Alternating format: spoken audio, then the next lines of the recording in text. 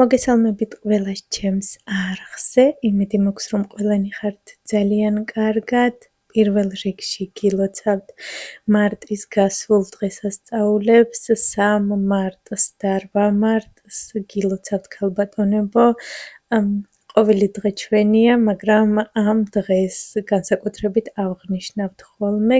გისურვებთ ყოველივე საუკეთესოს და ქალურ ბედნიერებას, რაც მთავარია. რაც შეეხება დღევანდელ ვლოგს, დღეს არის კვირა, ველოდები სტუმრებს, სერგოს ნათესავი გოგონა არის ჩამოსული გერმანიაში რამოდენიმე ხნით და გადავწყვიტე რომ სახლში მომეპატიჟა. ახლა ვემზადები ამ გოგონასთან ერთად კიდევ რამოდენიმე კაცი მოვა, სულ 8 ვართ ბავშვებიანად, ამიტომ 8 სულზე გავშლით დღეს მაგიდას. თვითონ ეს გოგო არ მიირთმევს ხორცს, რამაც ცოტა გამიძნელა დღევანდელი მენიუს არჩევა.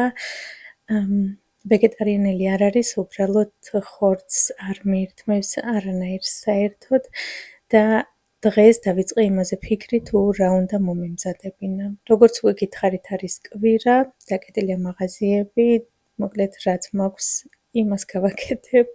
როგორც გავიგე, ძალიან უყვარს შემწვარი კარტოფილი, ამიტომ კარტოფილსაც შევწვა. გუშინ იყო 8 მარტი, გადავწყვიტე რომ ახალი კარტოფილი შემეწვა და მე და ნიცა ქალბატონებთან ერთად ვიყავით რესტორანში. იქიდან რომ წამოვედი უკვე გვიანი იყო, რამოდენიმე მაღაზიაში ვიყავით და ახალი კარტოფილი აღარსად აღარ იყო.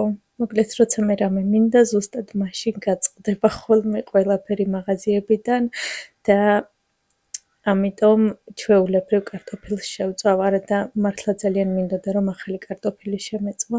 დილიდან სახლი დავალაგე უკვე კარგად, ახლა გავშლი მაგიდას, უბრალოდ დავაწყობ თებშებს და ჭიქებს და შემდეგ დავიწყებ უკვე სალათების და რაღაცების მომზადებას. ნელ-ნელა უკვე წამოვიღებ და დავდებ, რადგან ჩემი სტუმრები დღის მეორე ნახევარში უნდა მოვიდნენ, სულ რაღაც 2 საათნახევარი მაქვს დრო. თავიდან სხვა მაგიდის გადასაფარებლის გადაფარებას ვგეგმავდი, ბოლოს რომ გადავაფარე, შევამჩნიე რომ ჰქონდა უზარმაზარი ლაქა, არ ვიცი ეს ლაქა საიდან არის, ბოლოს ეს სუფრა 1 წლის უკან ვიხმარე, გავრეცხე და ალბათ ვერ შევამჩნიე რომ ლაქა იყო დარჩენილი.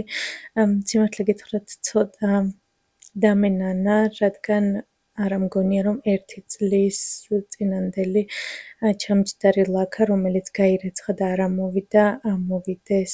მოკლედ მოვძებნი რაიმე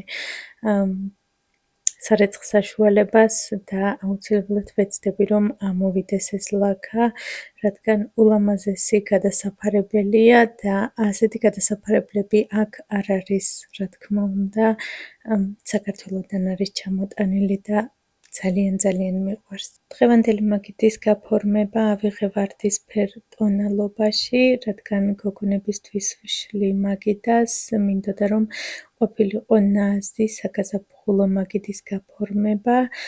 ასევე თებშებიც ავიღე თეთრი ვარდისფერში, არის 2 განსხვავებული თებში და დავაწყე ერთმანეთის გამოტოვებით, რომ ძალიან არ შეემჩნოს განსხვავებული თებშები ერთმანეთს.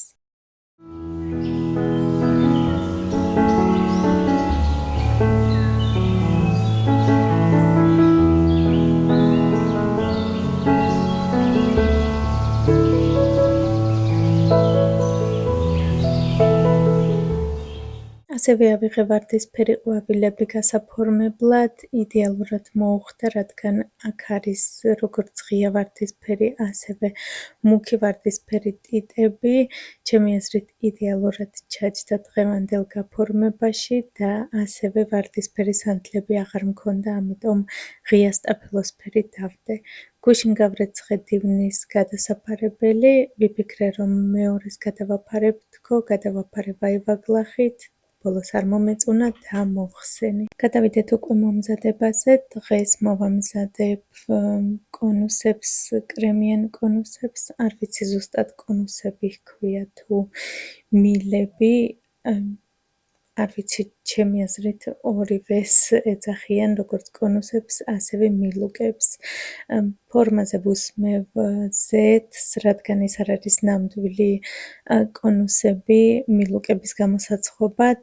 ეს არის სასანთლე რკინის, უბრალოდ მე ზემოდან კილეტას ვახვევ ყოველ ჯერზე გამოყენების წინ, შემდეგ ვუსმევ ზემოდან Z-ს, ვახვევ ფენოვან ცომს ზემოდან და ვაწყობ წინასწარ კარგად გახურებულ ღუმელში 180 გრადუსზე.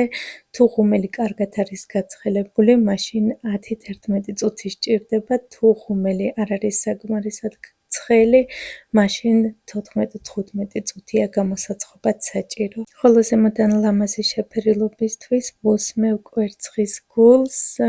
ერთი ცომისგან გამოდის 8 მოზრდილი კონუსი, ხოლო დღეს გამოვაცხე 24, ანუ 3 ფენოვანი ცომით.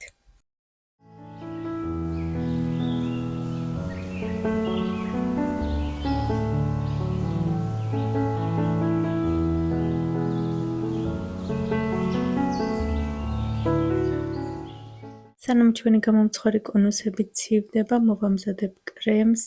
საერთოდ ასეთ მილუკებს ძალიან ვხდება ფაფუკი კრემი, ამიტომ მოვამზადებ მასკარპონეს და ნაღების კრემს. ავიღე 500 გრამი ნაღები, დავუმატე 2 შეფუთვა ნაღების გამასქელებელი და გავთქვიფე კარგად. მანამ სანამ კარგად არ გაითქვიფა და თვითონ კრემიც არ გამაგრდა. შემდეგ დავუმატე 250 გრამი მასკარპონე, 2 ვანილის შეფუთვა და 5 სუფრის კოვზი შაქრის პუდრა. წესით რეცეპტის მიხედვით 3 სუფრის კოვზი სჭირდება შაქრის პუდრა.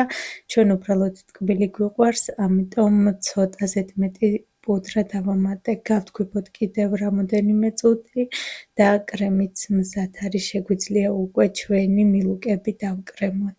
რაც ყველაზე მთავარია ამ კრემში, მასკარპონეც და ნაღებიც უნდა იყოს ცივი, ერთი ტემპერატურის, გამოყენებამდე ჩადეთ მაცივარში მინიმუმ 4-5 საათით, უმჯობესია თუ მთელი ღამე დააყოვნებთ მაცივარში და შემდეგ მოამზადებთ კრემს. დავკრემე ასე ჩემი მილუკები და შემდეგ ზემოდან მოვაყარე შაქრის პუდრა.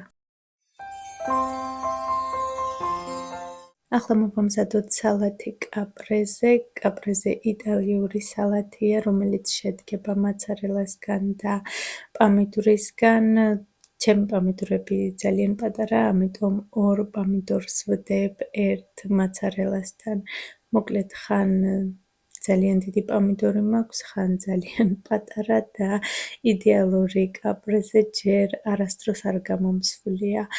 დავაწყე ასე ერთმანეთის მონაცვლეობით მოცარელა და პამიდორი, შემდეგ მოვაყარე ბაზილიკი, მე მქონდა გამხმარი ბაზილიკი მარილთან ერთად და მოვასხი ასევე ზემოდან სოიოს სქელი სოუსი.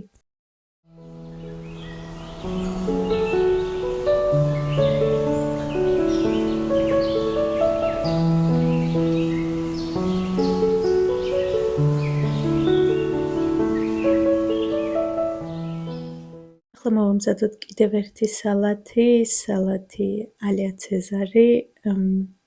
თლად ცეზარიც არ არის, ცეზარის მიმსგავსება ხორცის გარეშე. დავჭერი სალათი აისბერგი, შემდეგ დავუმატე პომიდორი, დავჭერი კვერცხი მოხარშული. დღეს ცეზარში არ იქნება ხორცი, იქნება მოხარშული კვერცხი.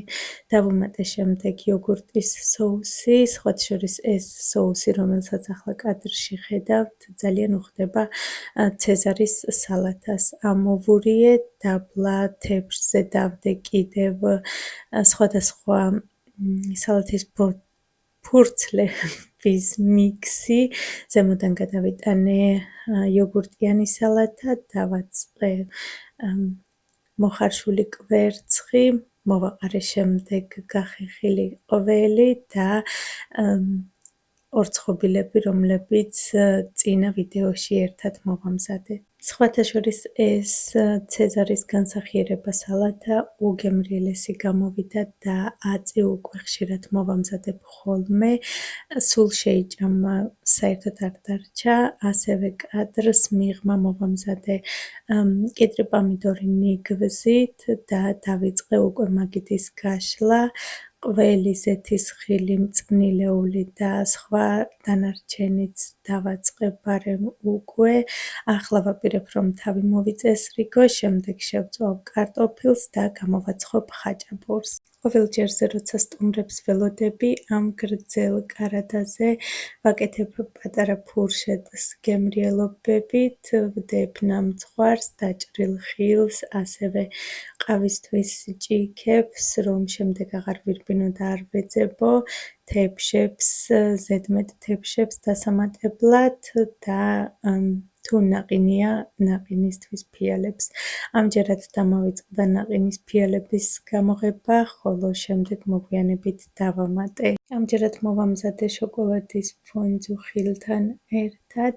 ჩემი სტუმრები რომ მოვლენ, უკვე ჩავრთავ დაბლა, უბრალოდ ავანთებ სანთელს და სანამ მიირთმევენ, იქამდე ეს შოკოლადიც გადნება და შეეძლებათ უკვე ამ ფონძუს დაგემოვნებაც. ასევე აქ დევს ხელსახოცები, ჩვენი მომზადებული მილუკები, როგორც უკვე გითხარით, ჭურჭელი, კიდევ ხილი და ჟელიბონები თხილთან ერთად. შევწვი უკვე კარტოფილი, მოვამზადე ხაჭაპურიც და ასევე მოვამზადე ლიმნიანი წყალი პიტნასთან ერთად. ცოცხალი პიტნა არ მქონდა, ამიტომ გამხმარი პიტნა დავაყენე და შემდეგ გადავასხი ლიმნიან წყალში, სხვათა შორის უგემრიელესი გამოვიდა. სამწუხაროდ მეტი ვეღარაფრის გადაღება ვეღარ შევძელი, აქ დავასრულებ ჩემს ვიდეოს. უღრმეს მადლობას გიხდით, რომ უყურეთ ბოლომდე, დიდი იმედი მაქვს, რომ მოგეწონათ. მომავალ შეხვედრამდე!